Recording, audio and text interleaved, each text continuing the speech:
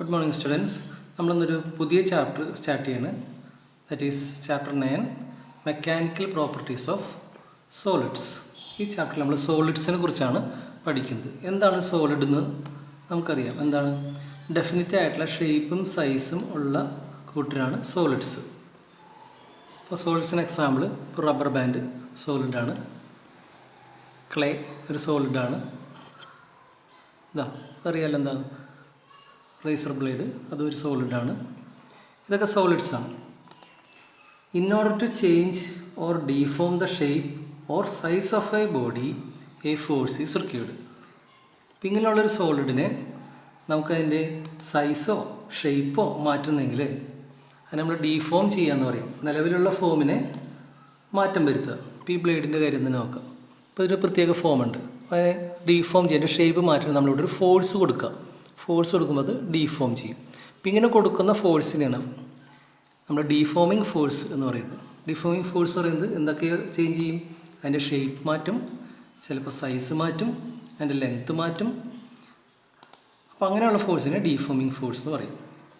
ഇനി ഒരു വസ്തുവിൻ്റെ ഇലാസ്റ്റിസിറ്റി എന്താണെന്ന് നോക്കാം.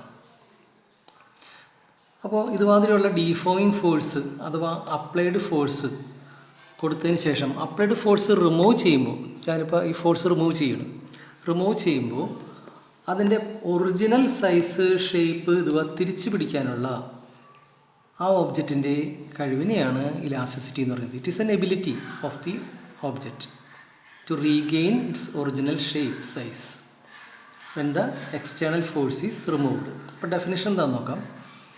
Elasticity is a property of a body by virtue of which it tends to regain its original size and shape when the applied force is removed. അപ്പോൾ നേരത്തെ പറഞ്ഞ പോലെ അപ്ലൈഡ് ഫോഴ്സ് റിമൂവ് ചെയ്യുമ്പോൾ തൻ്റെ ഒറിജിനൽ സൈസോ ഷേപ്പോ, നേരത്തെ ഉണ്ടായിരുന്ന ഷേപ്പോ സൈസോ റീഗെയിൻ ചെയ്യാൻ, തിരിച്ചു പിടിക്കാനായിട്ട് ആ ഓബ്ജക്റ്റ് ട്രൈ ചെയ്യും. ചില ഓബ്ജക്റ്റുകൾ പൂർണ്ണമായിട്ട് വിജയിക്കും, കംപ്ലീറ്റ് ആയിട്ട് തിരിച്ചു പിടിക്കാൻ പറ്റും. എന്നാൽ ചില ഒബ്ജക്റ്റുകൾക്ക് മുഴുവനായിട്ട് പറ്റില്ല. അപ്പം അങ്ങനെയുള്ള തിരിച്ചു പിടിക്കാനുള്ള ആ കഴിവിനെയാണ്, ആ പ്രോപ്പർട്ടീനെയാണ് ഇലാസ്റ്റിസിറ്റി ഓഫ് ദാറ്റ് ബോഡി എന്ന് പറയുന്നത്. നല്ല ഇലാസ്റ്റിക് ആയിട്ടുള്ള ഒബ്ജക്റ്റുകളെ കുറിച്ച് നമ്മൾ സംസാരിക്കുമ്പോൾ സ്റ്റീൽ, റബ്ബർ, ഇത് സ്റ്റെയിൻലെസ് സ്റ്റീൽ കൊണ്ട് ഉണ്ടാക്കിയത്. ഇതിനൊക്കെ എത്ര വളച്ചു കഴിഞ്ഞാലും തിരിച്ചതിൻ്റെ ഒറിജിനൽ ഷേപ്പ് തിരിച്ചു പിടിക്കാൻ പറ്റുന്നുണ്ട്. റബ്ബർ ബാൻഡൊക്കെ റബ്ബർ കൊണ്ട് ഉണ്ടാക്കിയിരിക്കുന്നതാണ്. ഇതൊക്കെ അതിൻ്റെ പഴയ പൊസിഷൻ തിരിച്ചു പിടിക്കുന്നുണ്ട്. ഇവിടെ തന്നെ നമുക്ക് കാണാൻ പറ്റും steel is more elastic than റബ്ബറാണ്.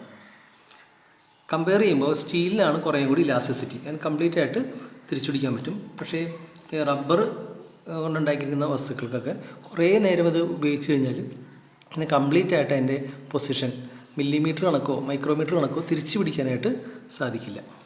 So we can say steel is more elastic than rubber. ഇലാസ്റ്റിസിറ്റിയുടെ ജസ്റ്റ് ഓപ്പോസിറ്റ് ആണെന്ന് വേണമെങ്കിൽ പറയാം പ്ലാസ്റ്റിസിറ്റി. എന്താണ് പ്ലാസ്റ്റിസിറ്റി എന്ന് ഉദ്ദേശിക്കുന്നത്? ഇലാസ്റ്റിക് അല്ലാത്ത ബോഡികളാണ് plasticity. Some substance have no tendency to regain their previous shape on the removal of deforming force. അതുവഴി എന്ത് പറ്റും? They get permanently deformed. ഒരു എക്സ്റ്റേണൽ ഫോഴ്സ് ചെന്ന് കഴിഞ്ഞാൽ, ഇപ്പോൾ ഇത് കളിക്കാൻ ഉപയോഗിക്കുന്ന പുട്ടിയാണ്, ക്ലേ. അപ്പോൾ ഈ ക്ലേ നമ്മളൊന്ന് പ്രസ് ചെയ്ത് കഴിഞ്ഞാൽ അതിൻ്റെ ഷേപ്പ് മാറിപ്പോയി അല്ലേ? അത് അതിൻ്റെ കൈ വിട്ട് കഴിഞ്ഞാൽ അതിൻ്റെ ഷേപ്പ് തിരിച്ചു പിടിക്കുമോ? ഇല്ല, ആ ഷേപ്പ് തിരിച്ചു പിടിക്കില്ല അല്ലേ? അപ്പോൾ പുട്ടി, ക്ലേ ഇതൊക്കെ ഒരു എക്സ്റ്റേണൽ ഫോഴ്സ് കൊടുത്തു കഴിഞ്ഞാൽ അവർക്ക് അങ്ങനെ ഒരു ടെൻഡൻസി ഇല്ല. അതിൻ്റെ പഴയ പൊസിഷൻ തിരിച്ചു പിടിക്കണം എന്നുള്ള ഒരു ടെൻഡൻസി അവിടെ ഇല്ല. എക്സ്റ്റേണൽ ഫോഴ്സ് റിമൂവ് ചെയ്ത് കഴിഞ്ഞാലും പഴയ ഷേപ്പ് തിരിച്ചു പിടിക്കാനുള്ള ആ ടെൻഡൻസി ഇല്ലാത്തതുകൊണ്ട് അപ്പോൾ പെർമനൻ്റ് ആയിട്ട് ഡീഫോമായി തന്നെ നിലനിൽക്കും. പെർമനൻ്റ് ആയിട്ട് അതങ്ങനെ ഡീഫോംഡ് ആയിട്ട് തന്നെ നിൽക്കും. അങ്ങനെയുള്ള ഒബ്ജക്റ്റുകളാണ് പ്ലാസ്റ്റിക് ഒബ്ജക്റ്റ് എന്ന് പറയുന്നത്. ദേ ആർ കാൾഡ് പ്ലാസ്റ്റിക് എന്ന് കേട്ട ഉടനെ അല്ല പ്ലാസ്റ്റിക് കൊണ്ടുണ്ടാക്കിയ വസ്തുക്കളാണെന്ന് വിചാരിക്കരുത്.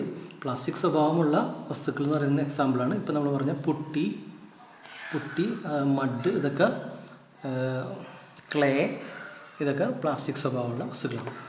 ഇനി എന്തുകൊണ്ടാണ് ഈ വസ്തുക്കൾക്ക് ഇങ്ങനെ ഇലാസ്റ്റിക് സ്വഭാവം ഉണ്ടാകുന്നത് എന്ന് നമുക്ക് നോക്കാം. Elastic behaviour of solids. എന്തുകൊണ്ടാണ് ഇവർക്ക് ഇങ്ങനെ തിരിച്ചു പിടിക്കാനുള്ള കഴിവ്?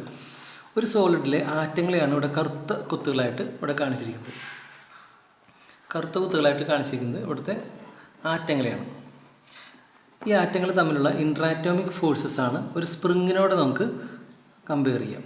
ഇപ്പം ഇങ്ങനെ ഒരു സ്ട്രക്ചർ നമ്മൾ സങ്കല്പിക്കുക. കുറേ സ്പ്രിങ്ങുകൾ തമ്മിൽ കുറേ ബോളുകളെ കണക്ട് ചെയ്തിരിക്കുന്നത്. ഈ ഓരോ ബോളുകളും ഉള്ള ആറ്റങ്ങളെയാണ് ഉദ്ദേശിക്കുന്നത്. ആറ്റങ്ങളോ അല്ലെങ്കിൽ മോളിക്യൂൾസിനെയാണ് ഉദ്ദേശിക്കുന്നത്.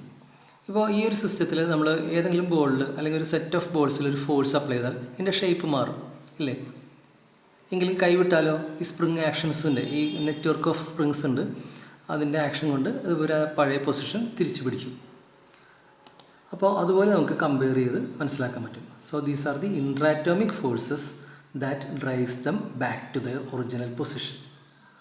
ഈ സ്പ്രിങ്സിന് പകരം മോളിക്യൂൾസ് അല്ലെങ്കിൽ ആറ്റംസ് തമ്മിലുള്ള ഇൻ്ററാറ്റോമിക് ഫോഴ്സസ് ആണ് അവിടെ വർക്കൗട്ട് ആവുന്നത്. ഇനി നമുക്ക് പഠിക്കേണ്ട മറ്റു കാര്യമാണ് സ്ട്രെസ് എന്താണ്, സ്ട്രെയിൻ എന്താണ്. സ്ട്രെസ് എന്താണ്, സ്ട്രെയിൻ എന്താണെന്ന് നോക്കാം. When a force is applied on a body, it is deformed to a smaller or larger extent depending upon the nature of material of the body and magnitude of the force. ഒരു വസ്തുവിൽ നമ്മളൊരു force apply ചെയ്താൽ ചെറുതാകട്ടെ വലിയ force ആകട്ടെ അത് deform ചെയ്യപ്പെടും. ആ deform ചെയ്യപ്പെടുന്ന എന്തിനെയൊക്കെ ഡിപ്പെൻഡ് ചെയ്യും?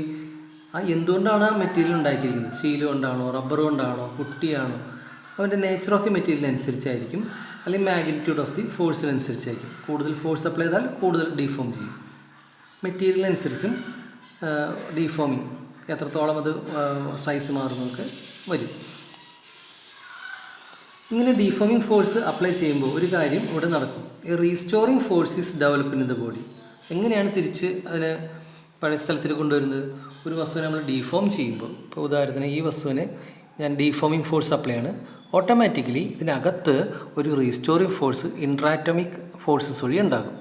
അങ്ങനെ ഉണ്ടായി നമുക്ക് എങ്ങനെ അറിയാം? കൈ വിട്ട് കഴിയുമ്പോൾ അറിയാം. ആ ഡീഫോമിങ് ഫോഴ്സ് റിമൂവ് ചെയ്യുമ്പോൾ ഇതിനകത്തുണ്ടായ റീസ്റ്റോറിങ് ഫോഴ്സ് വഴി അതിനെ പഴയ പൊസിഷനിലേക്ക് തിരിച്ച് എത്തിക്കുകയാണ് ചെയ്യുന്നത്. സാധാരണ രീതിയിൽ restoring force is equal in magnitude to the applied force. എത്ര ഡീഫോമിങ് ഫോഴ്സ് കൊടുക്കുന്നോ അത്രയും തന്നെ റീസ്റ്റോറിങ് ഫോഴ്സ് വിപരീത ദിശയിൽ ഓപ്പോസിറ്റ് ഡയറക്ഷനിൽ ഈ വസ്തുവിനകത്ത് ജനറേറ്റ് ചെയ്യും.